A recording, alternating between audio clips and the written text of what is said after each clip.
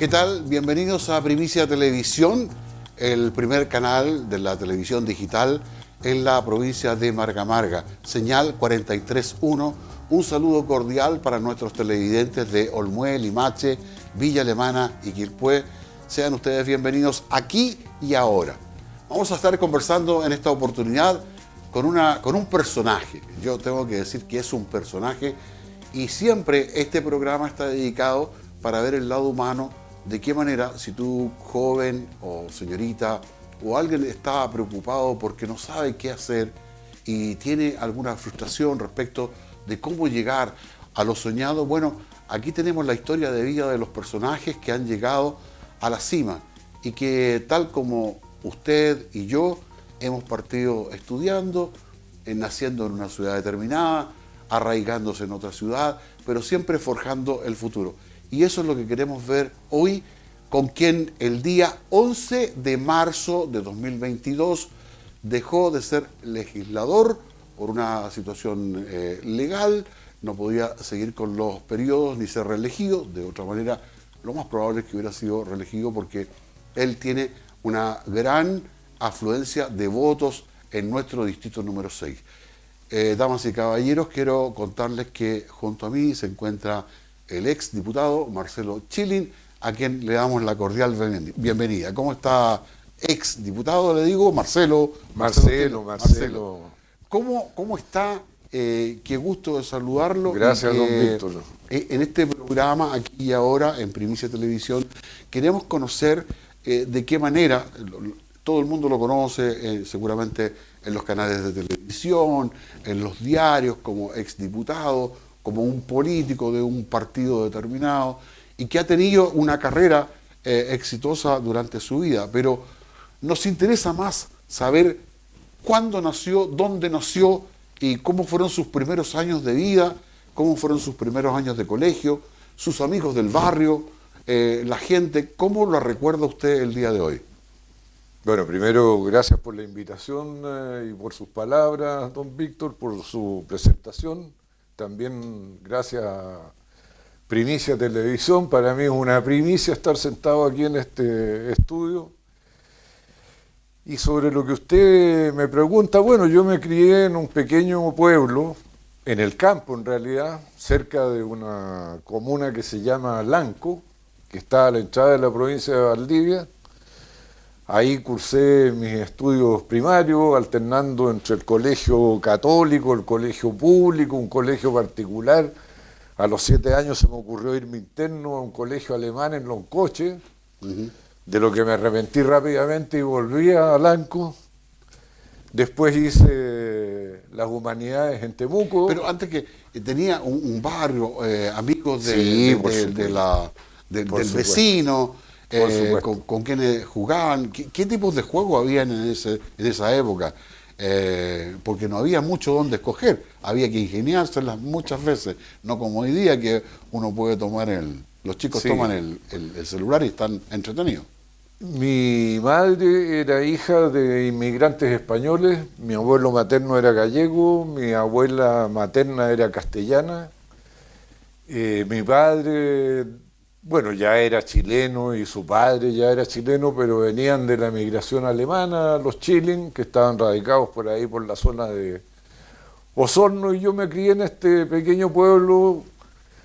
Mi madre había sido educada para ser una señorita primero, una dama después, con estudios de piano. Claro que cuando quiso, al tener cierto talento, emigrar al conservatorio, sus padres dijeron que no. Claro. Que en realidad había estudiado piano para casarse y no para tocar el piano al público. Y bueno, mis amigos eran la gente, los niños del pueblo, el hijo del carnicero, el hijo del botillero, el hijo del funcionario público. ¿Usted ha tenido la oportunidad de reencontrarse en alguna oportunidad con esos amigos? Con algunos. Sí. No es sencillo encontrarlos a todos, pero con algunos me he encontrado. Por ejemplo, el actual gobernador de la región de Los Ríos, Luis Cubertino, era mi amigo de la época. Del barrio. Es que ahí hablar del barrio era difícil, porque era un pueblo tan pequeño. Claro, teniendo pero sí, se podría decir. y nos encontramos durante la día en distintas cosas con Cubertino. El domingo antepasado me lo volví a encontrar en una reunión nacional del Partido Socialista. Ahora era una cosa curiosa porque mis amigos eran el Tito, el Perico, el Nene, el Nano, y eran las personas que le describo, pues, Claro. los hijos de... Y los juegos eran fútbol. Bueno, fútbol por supuesto, pero también las bolitas, el La pelota de trompo, trapo. el emboque, Ya. o sea, juegos completamente desconocidos, pero que le daban a usted más habilidades que las que les dan los juegos electrónicos hoy día a los niños. ¿Ah? Claro. Porque Mucha desde el punto de manualidad. vista motriz, su desarrollo era mucho más que lo que tienen hoy día los niños con estos... Sí, y luego me contaba Juegos que usted se electrónicos. fue a La Salle, al internado, que se Sí. arrepintió ahí. ¿Cómo fue su enseñanza media? ¿Dónde fue para luego llegar a la universidad? Bueno, primero déjeme contarle que todos estos amigos contaban con la resistencia de mi madre. ¿Ah? Ah, Porque como ella había sido educada para lo que le expliqué, era mala junta. claro. ¿Ah? Entonces me decía, ¿por qué te juntas con ellos? Bueno, pero un día en la noche estábamos en la casa cenando y mi abuelo, estábamos los dos solos, y me cuenta que cuando él llegó a Valdivia ganaba muy poco dinero y que un día tomó la decisión de tratar de ganar un poco más para independizarse porque había empezado de empleado de una tienda. Y ese emprendimiento no consistía como ahora en hacer queque, hacer torta, pan, sino que el emprendimiento consistió en ir a comprar contrabando a los barcos que llegaban al puerto de Corral e internaba el contrabando en bote hasta Valdivia. Entonces la siguiente vez que mi madre me dijo, pero ¿cómo vas a ir a jugar con estos niños que no son como tú? Yo le dije, pero ¿por qué no puedo jugar con ellos y sí puedo ser nieto de un contrabandista? Bueno, ¿para qué le cuento la historia? La pelea que hubo entre mi madre y mi abuelo que me andaba contando esta tercera, que a lo mejor eran mentiras, no sé. Claro. Bueno, pero finalmente ya, como en ese tiempo no había escuelas secundarias en todas partes, cuando llegué a Primera Humanidades tuve que emigrar al internado de La Salle en Temuco, ahí estuve los 6 años, y ahí, bueno, la calidad de la educación era otra, pues, mucho más exigente, más sistemática, más difícil de abordar. Y también era un ambiente ¿Había bullying? Claro. En ese tiempo, ¿usted tuvo la posibilidad de ver bullying también en el colegio? Sí, siempre existió el bullying y los sobrenombres. Pero bueno, ahí uno aprendía a defenderse, po, ¿ah? Y más estando interno, porque hay unos que se defienden con los papás, que a la primera de cambio, oye papá, cuando uno está a 100 kilómetros del papá, que no va a gritar papá, papá, necesito ayuda, tiene que ayudarse a sí mismo. Y no puedo contar ahí lo que yo hice para defenderme, porque Bueno, yo soy pacifista, solo que a veces Ya. uno se indigna. sí. No, si ya sabemos, seguramente más adelante vamos a recordar Bueno. algunas cosas. Pero luego usted llegó a la universidad y ese fue un cambio total, porque usted tuvo que venirse a Santiago al comenzar los estudios universitarios, obviamente que cambió de vida, le cambió de ciudad, cambió de compañero, y me imagino que fue un momento especial de conocimiento, de aprendizaje. ¿Se arrepintió de haberse venido a estudiar a Santiago? No, no me he arrepentido de muchas cosas en mi vida. Algunas las podría haber hecho mejor, pero arrepentido no. Ahora, venirme a Santiago era, bueno, ponerme a prueba en cuanto si me había formado bien. Por ejemplo, si era disciplinado o no, porque yo llegué a vivir a una pensión. Primero una pensión donde estaba solo, con desconocidos. A los pocos días me cambié a otra donde habían llegado algunos amigos míos del colegio. Y estos amigos míos, a pesar de que ellos ya eran libres en Temuco, acá descubrieron más libertad. Entonces, yo los acompañaba los quehaceres nocturnos del día Para cuidarlo. de semana. No para cuidarlos, también para divertirme.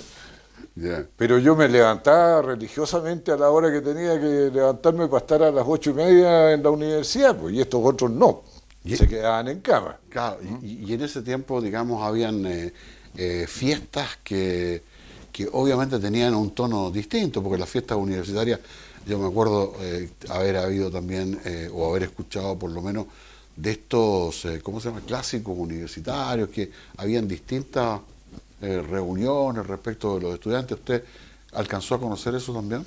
Sí, no, pero las fiestas a que iban durante la semana este par de amigos que No vivían eran universitarias. No, eran del barrio, gente que improvisaba, qué sé yo.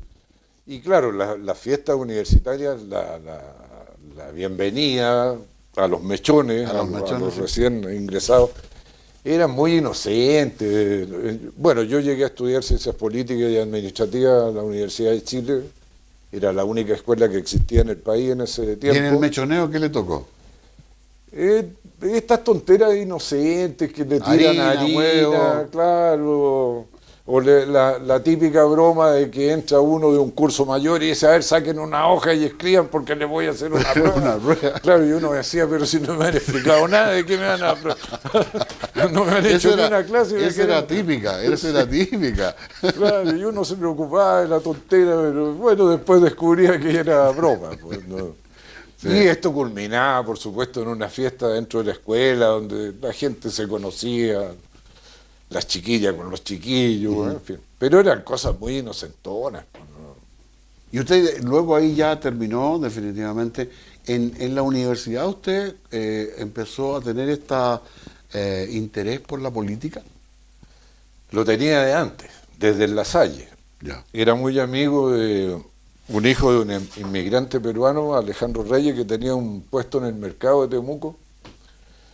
Alejandro era alumno externo, hoy día es ingeniero comercial, pero éramos muy amigos los dos y un día decidimos que nos íbamos a hacer comunistas. Entonces, ¿por qué? ¿A título de qué? Porque no estábamos contentos con el estado de cosas existente, entonces dijimos ya vamos a ser comunistas, pero no sabíamos cómo hacerlo. Entonces yo pedí permiso un día de semana para salir a hacer unas diligencias en la ciudad. Me junté con Alejandro y fuimos al Instituto Chileno Soviético de Cultura a preguntar cómo se hacía para entrar al Partido Comunista. Por suerte que estaba cerrado. Porque habrían pensado que somos unos provocadores, claro, que llegaban ahí a preguntarle a los soviéticos cómo. Bueno, y terminé en la universidad siendo socialista. Porque yo estaba muy influido por la doctrina social de la Iglesia, que... Bueno, aparte de que en ese tiempo tenía... ¿De qué año estamos hablando? Estamos hablando de 64, 65. Y en ese tiempo, o sea, hoy día cuando la gente habla de pobreza es que no conoció la pobreza de ese tiempo. ¿No? La señora Gabriela Mistral, cuando escribió Piececitos de niños, zulosos de frío, cómo os ven y no os cubren, Dios mío, no estaba hablando de una fantasía o de un sueño que tuvo. Eran los piececitos de niños azulosos de frío, porque los niños iban a la escuela a pata pelada. Los más afortunados tenían zapatos con hoyo en la suela, y ya los ricos tenían zapatos sin hoyo en la suela. ¿Y para qué hablar de los pantalones? Con remendados, con parches, qué sé yo. Entonces, tener un sentido de justicia en ese tiempo y de buscar una manera de construir una sociedad que repartiera mejor los bienes y servicios que producía no era poco razonable. Y rápidamente la gente adquiría compromisos, ya sea en la Juventud Demócrata Cristiana, en los socialistas, los comunistas, e incluso en el Partido Liberal, Radical, había gente de avanzada que pensaba que había que cambiar las cosas. Claro, todos lo pensaban tal vez de distinta manera, pero en la misma dirección de que había que cambiar las cosas. Y en ese tiempo era la década del 60, Marcelo, obviamente que había una gran expectación. La década del 60 fue algo extraordinario para nosotros, por lo menos en Chile estoy hablando, que se realizó el Mundial de Fútbol de 1962, fue la llegada de la Luna. Entiendo que en el término hippie el 1969 fue Woodstock en Estados Unidos, que transformó la música. Bueno, una serie de cosas que ocurrieron en esa época, digo, que fueron muy llamativas y que salieron los hippies. Bueno, toda esa época, ¿cómo la vio usted? ¿Cómo la recuerda hoy? Era una época de ebullición social donde no era difícil adquirir conciencia de la necesidad del cambio, porque a las cosas que usted menciona con entera justeza, Víctor, hay que agregar otras. La del el Cassius Mercurio Clay, Miente, ¿se acuerda? No, pero primero Frente a la Católica. También, Cassius Clay se niega a ir a la guerra de Vietnam porque no tiene razones para andar matando vietnamitas, pierde el título mundial de campeón de los pesos pesados, sancionado por esa resistencia a ir a la guerra de Vietnam. Exacto. Los Beatles, un movimiento musical que cambió todo, ¿no? Hasta el día de hoy nos impactan los Beatles. Bueno, cuando fueron condecorados caballeros del reino, Lord, por la reina Isabel, que todavía rige la corona española, la corona inglesa, los Beatles delante de la reina se permiten decir, cuando ya les ponen las medallas, que los de la galería pueden aplaudir y los de la platea hacer sonar las joyas. Sí. Hablando de injusticia social, en fin. Mayo del 68, que las consignas en las murallas eran: seamos realistas, pidamos lo imposible, imagínense. Sí. Y este letrero que le decía yo, que apareció en el frontis de la Universidad Católica en Santiago. Bueno, la reforma universitaria en Chile partió en la Católica, como usted lo recuerda. Por supuesto que ellos lo que querían era cambiar la forma de dirección de la universidad, participación de los alumnos, de los no académicos y sobre todo de los académicos en la dirección de la universidad, y no solo estas autoridades impuestas desde arriba. Y el diario El Mercurio, que tiene una línea consistente de conservadurismo desde que nació hasta ahora, naturalmente que distorsionó el sentido del movimiento. Entonces estos estudiantes pusieron en el frontis de la Universidad Católica el famoso El Mercurio Miente, y de ahí el Mercurio quedó tocado en el ala. Ahí la gente aprendió a leerlo con sospecha, con esa... Dígame una cosa, porque... Ahora que mentía, porque nosotros a continuación de eso tuvimos una huelga larguísima en Ciencias Políticas de la Chile, y como la huelga se prolongó tanto, formamos un sistema de administración para poder continuar estudiando mientras se desarrollaba la huelga. Y el Mercurio nos dedicó una editorial que decía: el primer soviet de Chile, y lo dirigía un profesor de Derecho de los más conservadores que han existido en el país, don José Luis Bascuñán. Sí, le quería preguntar de que en esa época, porque estábamos tratando de que la juventud de hoy se siente frustrada, que no tiene la posibilidad de llegar donde quiera. Usted ya se visionaba en la política y usted pensaba que iba a ser diputado, usted pensaba que iba a estar como integrante de la mesa directiva del Partido Socialista, que iba a empezar a ocupar cargos de importancia. ¿Usted lo veía de esa manera o veía lejana esa posibilidad? No, yo en la vida lo que he aprendido, don Víctor, es que no hay que resistirse a ella, y hay que aceptar que el flujo de la vida lo lleve. Cuando yo entré a militar al Partido Socialista, todavía estaba en el núcleo de Ciencias Políticas, que dadas las circunstancias de la época se llamaba núcleo Sierra Maestra, o sea, revolución, para que vea los tiempos. Bueno, y en la noche del día que yo entré a militar al Partido Socialista sin ninguna aspiración de nada, sino que solo ayudar a que cambiaran las cosas, salí de esa reunión convertido en el jefe del núcleo. O sea, de la noche a la mañana esto pasó y yo no dije que no. Bueno, después me anduve arrepintiendo porque tenía que hacer el diario mural, ir a las reuniones de coordinación de los partidos y aparte de eso tenía que estudiar. Pero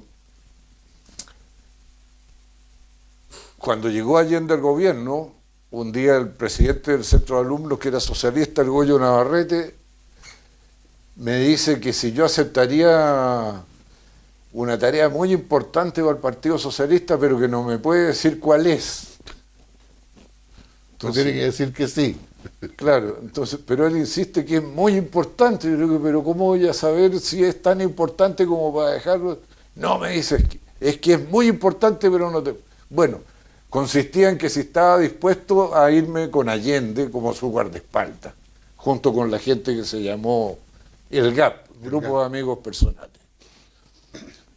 Y bueno, terminé cuidando a Allende durante 2 años. Bueno, no sé si lo cuidaba yo a él o él a mí, la verdad era medio confuso la pregunta. Yo creo que más bien él nos cuidaba a nosotros que nosotros a él. Pero aquí se ha creado toda una leyenda sobre el GAP. Bueno, y de esa manera usted ya empezó a Y lo mismo pasó más... con lo parlamentario que usted me pregunta. Yo pude, si lo hubiese deseado, haber sido diputado el año 90, al volver la democracia. Era una persona importante dentro de la concertación del Partido Socialista. Hubiese bastado que manifestara mi interés en serlo para haber sido candidato. Pero no era lo que yo esperaba hacer. Entre y murió... ¿Usted se casó antes de ser diputado o entre medio usted conoció a su No, esposa? antes. Con mi actual señora. Sí. Sí, nos casamos antes. En todo caso, cuando nos casamos con Loreto, yo ya era subsecretario de Desarrollo Regional en el gobierno de Eduardo Frei. Pero esto de llegar a ser parlamentario ocurrió, bueno, por una desgraciada casualidad de la vida, que es que falleció Juan Bustos, a la sazón presidente de la Cámara de Diputados, representante por la provincia del Marga en el Parlamento, y el Partido Socialista decidió proponerme a mí para reemplazarlo por el año que le quedaba de gestión. Y yo la verdad que esperaba estar ese año y sacar adelante las cosas que Juan tenía pendientes, la creación de la provincia del Marga, la creación del Instituto Nacional de Derechos Humanos, que eran las cosas fundamentales que le quedaban pendientes. Pero bueno, terminé atrapado en una situación política del momento que hizo que repostulara. Después volví a postular porque me entusiasmé con el programa de cambio de Michelle Bachelet. Y después volví a postular porque había que tratar de que Guillé le ganara a Piñera para no quedaran los desastres que quedaron. No lo logramos. Y bueno, ya no volví a postular cuando se establece la ley que pone límite a las reelecciones parlamentarias y de la cual yo era el más ferviente impulsor. Claro. Que la gente me preguntaba si no tenía vocación de suicida porque estaba legislando en contra de mis supuestos intereses. Pero en realidad mi interés es que le vaya mejor al país que a Marcelo Chile. Marcelo, ¿en algún minuto de su vida sintió frustración por las cosas que estaba deseando hacer y que no logró o que fueron truncadas por alguna situación especial? ¿O simplemente se le dio en su vida una cosa casi lineal respecto de ir y llegar hasta donde llegó usted como diputado de la República? Bueno, hay varias cosas que han quedado medio pendientes, pero no tengo un sentimiento de frustración porque insisto en lograrlas. Si no, ya me habría rendido, en realidad ya me habría quedado en cama para el resto de los días de mi vida. Pero se lo voy a poner con un ejemplo. Yo logré que en la Cámara de Diputados, después de 12 años, sacáramos adelante la ley de delitos económicos y ambientales. Y la sacamos con amplia mayoría, casi consenso. Votó la derecha, el centro, la izquierda por esa ley. Pasó al Senado y ahí está radicada en el Senado. Entonces yo estoy de a poquitito acercándome al Senado para que el Senado termine de aprobarla y sea ley. ¿Por qué? Porque yo creo que nuestro país necesita que los ciudadanos tengan certeza de que los más poderosos no tienen posibilidades de abusar con ellos o contra ellos. Y es una ley necesaria. Y yo no me he rendido, la cosa se está demorando más de lo que yo esperaba, pero la vamos a sacar. Así que por eso no tengo sentido de frustración, porque lo tengo como pendiente. ¿Y su familia siempre estuvo de acuerdo con que usted fuera político? Porque muchas veces me imagino que no lo pasó bien. Bueno, mi hijo no tuvo derecho a opinar porque yo ya había adoptado este camino varios años antes de que él naciera. Así que ya conoció a su padre metido en esto y bueno, pagó las consecuencias. Nació en México cuando yo estaba exiliado. Tuvo que volver a Chile alrededor de los 7 años, cuando yo pude regresar, con todo lo que significaba a propósito del bullying. Él hablaba como mexicano, los chilenos se burlaban de cómo él hablaba. Por supuesto, por suerte era bastante ingenioso el Manuel, les contestaba adecuadamente. Y Carmen, la mamá de Manuel, no se puede quejar porque ya me conoció en la Escuela de Ciencias Políticas participando de la actividad política en la universidad. Y bueno, vivimos juntos el exilio en México, en fin. ¿Cómo fue eso? ¿Fue duro? Bueno, lo más duro es vivir fuera obligado, porque tal vez vivir afuera voluntariamente no es tan traumático como vivir por obligación. Y mire, yo no hago drama de la vida, pero me tocó todas las cosas que tocan cuando uno parte de cero. Por ejemplo, mis almuerzos, al partir mi estadía en México, eran en un edificio en construcción donde los obreros me invitaban a comer todos los días. Pues yo pasé una vez por ahí, les pregunté por una dirección y me dijeron de dónde era por el acento. Yo le dije de Chile.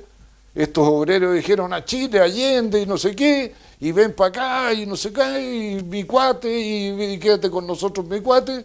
Y de ahí, bueno, pasaba todos los días el cuate y llamaban al cuate, ven a almorzar, cuate. Así que, bueno, y después ya, por supuesto, encontré trabajo, pero lo más duro es la obligación de permanecer afuera, no tanto el de enfrentar las vicisitudes de la vida que siempre se pueden enfrentar. Ex diputado Marcelo Chilin, yo sé que desde el 11 de marzo se ha desvinculado de la política contingente, de ir al Congreso, y hoy día seguramente debe estar un poco más reposado respecto de viendo el partido un poquito desde afuera. Y seguramente que debes tener una impresión muy clara, o no sé si tan clara, respecto de cómo le ha ido el gobierno y de la constituyente o de la propuesta de la nueva carta. ¿Cuál es su visión en este minuto de esas dos situaciones que está viviendo el país? Bueno, no estoy tan lejos del Congreso, don Víctor, porque los diputados socialistas por unanimidad me pidieron que me quedara un rato con ellos para asesorarlos en la coordinación de la asesoría parlamentaria. Así que, bueno, les ayudo lunes, martes y miércoles en eso, y también estoy a disposición los otros días, pero no con el estrés ni la presión del que es propiamente parlamentario y tiene que estar tomando decisiones a cada rato. Ahora, de cómo veo las cosas, mire, yo creo que, y esto lo digo sin pasión, fríamente, sin humanidad, Chile necesita imperiosamente que a este gobierno le vaya bien. Que le vaya bien en su meta de lograr justicia social, mejores servicios públicos a disposición de nuestra gente, mayor igualdad, mayor equilibrio en la distribución de la riqueza. Y es una necesidad vital del país. Si queremos recuperar la convivencia para poder tener bases sociales sólidas desde la cual impulsar los esfuerzos que significa crecer para seguir mejorando en educación, en salud, en vivienda, en convivencia social, en perfeccionamiento de la democracia, necesitamos que a este gobierno le vaya bien. Y yo soy uno de los socialistas que impulsó que se le apoyara sin condiciones y sin vacilaciones desde un comienzo. Perfecto, vamos a volver con temas muy interesantes Estás en Primicia Televisión, aquí y ahora, el programa donde tenemos un personaje conocido para que usted pueda un poco conocer la parte más humana y cómo es posible que uno pueda haber cumplido o las metas o los sueños que usted tenga. Ese es el propósito de poder llegar hasta usted, a que seguramente está pensando en hacer algo, o hemos traído emprendedores, hemos traído artistas. Bueno, hoy tenemos un político de verdad de larga trayectoria, y al regreso quiero preguntarle al exdiputado algunos exabruptos que hubo en el Congreso, y vamos a hablar de la Constituyente.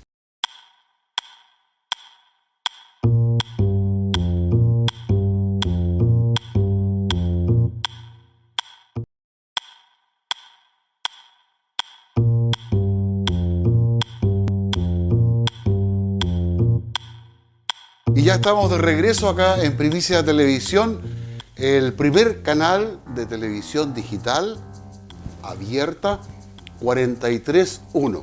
43.1 es la señal. ¿Cómo lo pueden ubicar para que le diga usted? En antena aire, lo sintoniza, no tiene necesidad de internet, ni de YouTube, ni nada. Aún así, Primicia Televisión, el podcast que queda en nuestro canal de YouTube, también Primicia Televisión, si es que se perdió algo de este compartir con quien estamos el día de hoy, Marcelo Schilling, ex diputado. Le dejamos planteada una pregunta, y quiero partir con ella con dos cosas, dos anécdotas del ex diputado. Cuéntenos la historia esa de que cuando tenía 7 años y usted por primera vez conoció la moneda. Fue a conocer a los 7 años, su madre lo llevó a la moneda a conocer. Sí. Bueno, como dije, nosotros vivíamos en Lanco, muy al sur, y tenía unos tíos que no sé bien cómo era el enlace parental, pero ellos dirigían un colegio hogar en San Fernando. Y además mi tío era socialista, regidor de San Fernando, con la minita. Y vinimos con mi madre a verlo, y un día viajamos a Santiago, y mi madre me paseó por Santiago. En ese tiempo era una ciudad no tan grande, y me lleva a conocer la moneda. En ese tiempo uno pasaba por la moneda sin dar explicaciones, la atravesaba y nadie me preguntaba nada. Entonces cuando vamos atravesando, yo le digo a mi mamá: oye, ¿y por qué mi tío? Porque me habían hecho creer que Carlos Ibáñez del Campo, a la sazón presidente de la República, era tío mío. Entonces le digo: ¿por qué mi tío tiene tantos carabineros? Y mi madre me dice: no sé, pregúntale a uno de ellos. Y me acerco a uno y le digo: oiga, ¿por qué mi tío tiene tantos carabineros? Ah, me dice el carabinero, porque su tío es una persona muy importante. Bueno, hoy día no creo que un niño pique con esa historia de que tu tío es Boris. Oye, y otra de las cosas muy recordada, por lo menos en el caso mío, y no sé si le gusta que le recuerde esto, pero un día perdió la compostura usted en el Congreso. Usted perdió la compostura, sí, nunca la pierde, pero perdió la compostura. Cuéntenos por qué llegó a eso que se viralizó en internet. Sí, fue para la acusación constitucional a la ministra Blanco. Yo le pregunté a la bancada socialista quién quería defenderla, nadie dijo yo, y tuve que asumir yo. Bueno, no ha sido raro en mi vida esto de tener que asumir. Entonces yo busco la manera de impactar con mis argumentos para que se rechace esta acusación, y se me ocurre el siguiente truco. Circulaba la especie de que la presidenta Bachelet tenía que cambiar el gabinete, entonces yo me dirijo al presidente de la Cámara, que era Andrade, y le digo: presidente, por su intermedio, frente a estos cantos de sirena que dicen que tiene que cambiar el gabinete, por favor díganles que no, y que se dé la oportunidad que se puedan ensamblar como equipo. Pero si las presiones fueran irresistibles, presidente, dígale a la presidenta que le pida la renuncia a todos, menos a la ministra Blanco. Y estalla el Congreso, Bueno, no puedo reproducir los garabatos que Sí. yo recibí Me imagino. y que luego contesté con un En el fuera, mismo tono. fuera vieja, etcétera, etcétera. Fuera, viejo, sí. Pero bueno, rápidamente salí a disculparme porque obviamente no correspondía, por mucho que ellas me hayan agredido primero Claro. con su insulto. Marcelo, ahora volviendo un poco a lo que le había consultado en el bloque anterior, era respecto de cuál es su visión. Ya nos contó un poco de la visión del gobierno, muy sucintamente, pero me gustaría también cómo ve usted esto de la nueva Constitución. Primero, don Víctor, nuestro país necesita una nueva constitución. Yo viví y sufrí en directo lo que es la actual constitucional y la actual constitución. Y lo difícil que es hacer cambios significativos para la vida de la gente en este marco institucional. Es una constitución que está hecha mirando al pasado, pensando en la Guerra Fría, la confrontación Unión Soviética-Estados Unidos. Nosotros necesitamos mirar hacia adelante y salir del pantano del pasado. Mirar adelante es preocuparse de los derechos de las personas, preocuparse de los derechos del medio ambiente y de la relación de las personas con el medio ambiente, preocuparse del futuro de nuestros pueblos originarios, preocuparse de lo que viene y no de lo que ya hemos ido dejando atrás. Esta constitución es el resultado de un golpe de fuerza, como lo fueron todas las otras.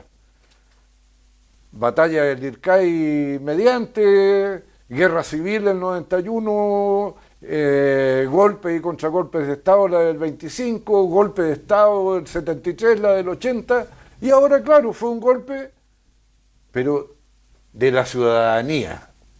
Eso es lo que le hace diferente de todas las demás. Y para encauzar esa energía social, esa rabia, esa ira, se ideó este procedimiento de ir a una nueva constitución.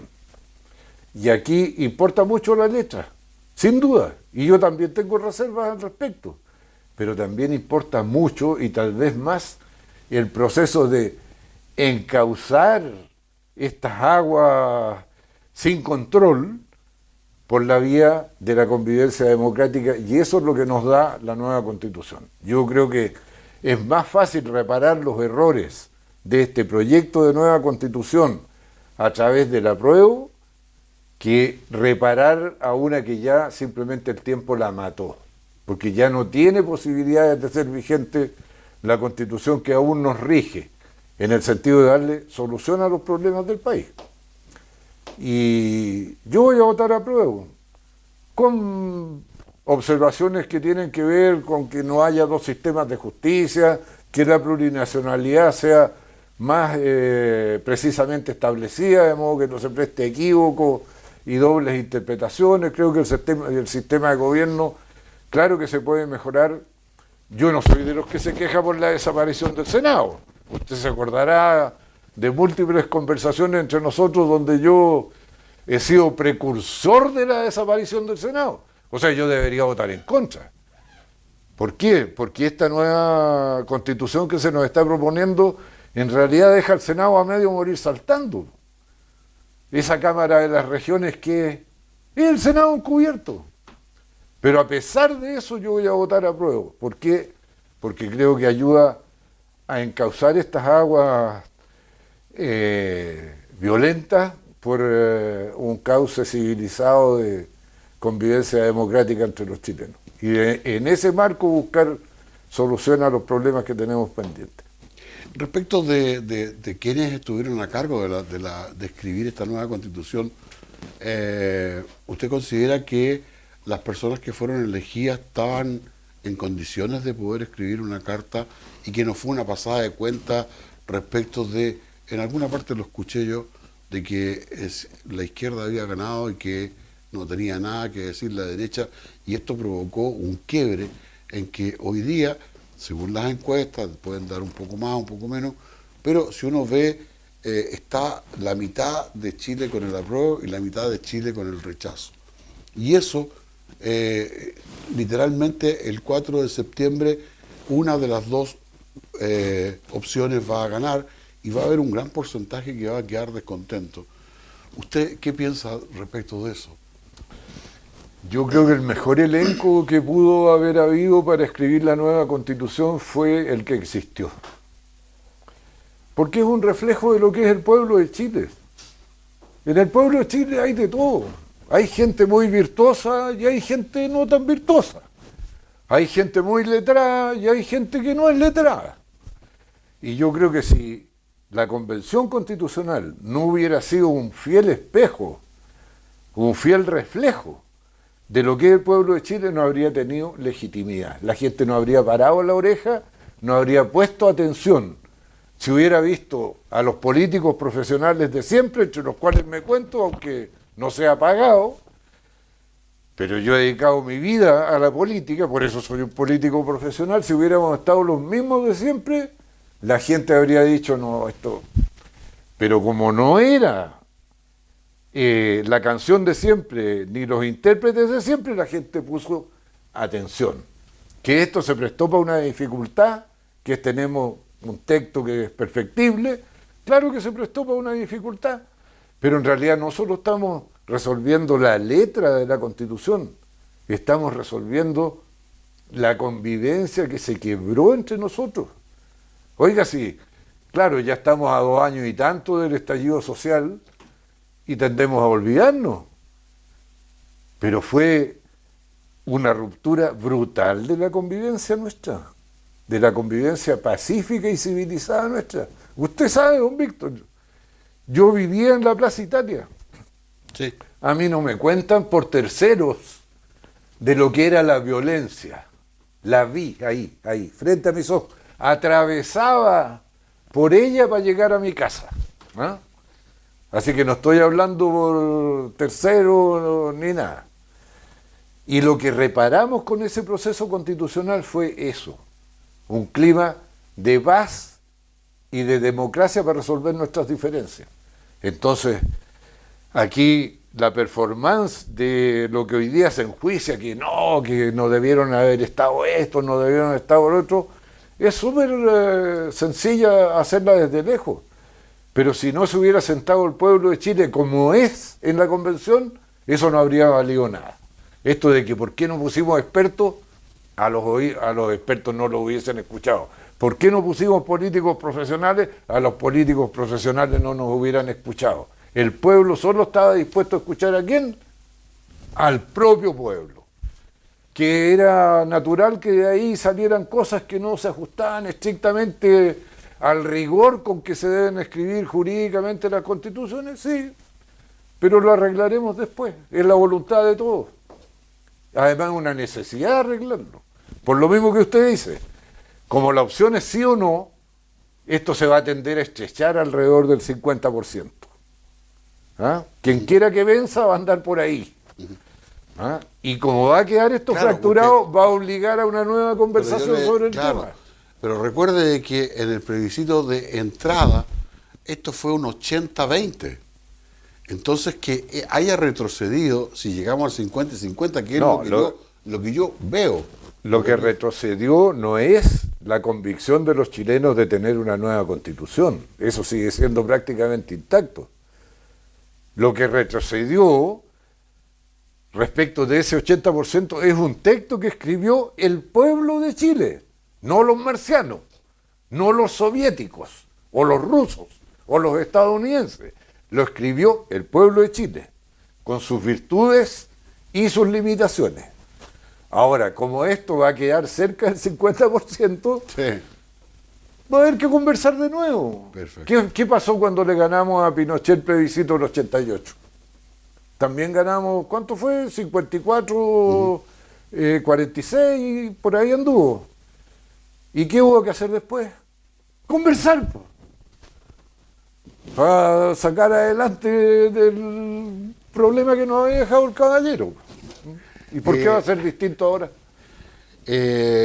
Marcelo, yo de verdad le quiero agradecer enormemente la posibilidad que me dio para poder conversar. Yo quiero nuevamente en algún instante invitarlo nuevamente para seguir conversando, claro, ya ahora más directamente en la política.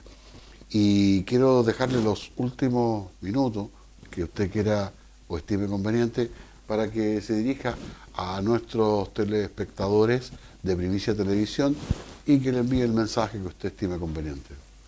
Muchas gracias, don Víctor, por la oportunidad que me da Primicia Televisión de poder conversar con su distinguida y leal audiencia televisiva. Decirle a quienes le siguen que continúen teniendo confianza en el país no se acaba el 4 de septiembre, la vida va a continuar mucho más allá que eso. Creo que el 4 de septiembre es importante, a mi juicio el apruebo nos da más fluidez para seguir conversando y haciendo los cambios que todos estimamos necesarios, pero esa es mi opinión, no quiero aprovecharme el pánico de hacer aquí publicidad a una u otra opción, todo el mundo conoce la mía en cualquier caso, y por supuesto quedar a disposición tanto de don Víctor y Primicia Televisión como de ustedes para continuar la conversación que estimen prudente, sea sobre política, sobre cultura, sobre nuestra provincia, sobre Villa Alemana y sus personajes, lo que sea su interés. Muchas gracias, Marcelo Chilín. Y a ustedes, por supuesto, agradecemos la posibilidad de que hayan sintonizado este programa aquí y ahora en Primicia Televisión, y por supuesto siempre van a estar abiertas las puertas para conocer un personaje como Marcelo Chilín, que de vasta trayectoria política y que hoy día usted pudo conocer más en profundidad. Las gracias nuevamente. Gracias también a nuestro director, el señor Robert Hernández, a quien le damos las gracias. Y por supuesto, ¿algún tipo de contacto tiene usted? ¿Redes social? ¿Tiene algún...? No, ya estoy acogido a la ley de los choros cabreados. Pero a través de ustedes me pueden ubicar. Perfecto, si es que lo quieren ubicar. Bueno, que estén muy bien y que tengan un buen tiempo junto en este invierno que estamos enfrentando. Nos vemos, chao, chao.